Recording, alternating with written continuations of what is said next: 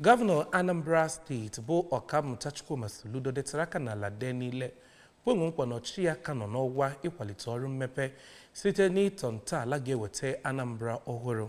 Gọvanọ Soludo kwupụtara nke mgbe ọ na-agwa ndị nta akụkọ okwu n'ubi gọvanọ dị n'Amawbịa dịka otu n'ime ihe ndị ehiwere maka imerube ọgbụgba afọ 3 n'iru ọrụ nke ọchịchị ya. Kiri ka akụkọ nra n'uju. Gọvanọ Soludo, onye kwuru okwu n'isi ihe ndị sekpụ ntị ndị dị ise, kọwara ya dịka nchekwa, ezi ọchịchị, mwugharị ọnọdụ akụnụba na ihe ndị ọzọ, wee kwuzie na steeti Anambra na-aga n'ụzọ kwesịrị ekwesị dịka ọ na-echeta ihe ndị iche aka mgba o zutere dịka o weghara ọrụ a.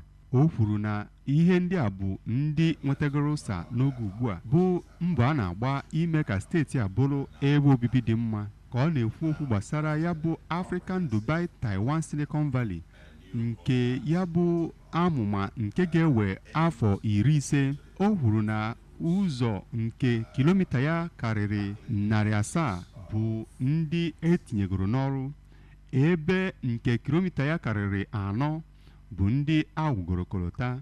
Gọvanọ mekwara ka amata na ya bụ nneta ahụike ndị dị ime nakwa ime ọpreshọn bụ nke ụmụ nwaanyị dị ime litegorerele ya bụ ndị ruru 100,000 na ụma, ma kwuzie na amụma ya bụ nke na-enyere ndị ụwa na-atụ n'ọnụ aka.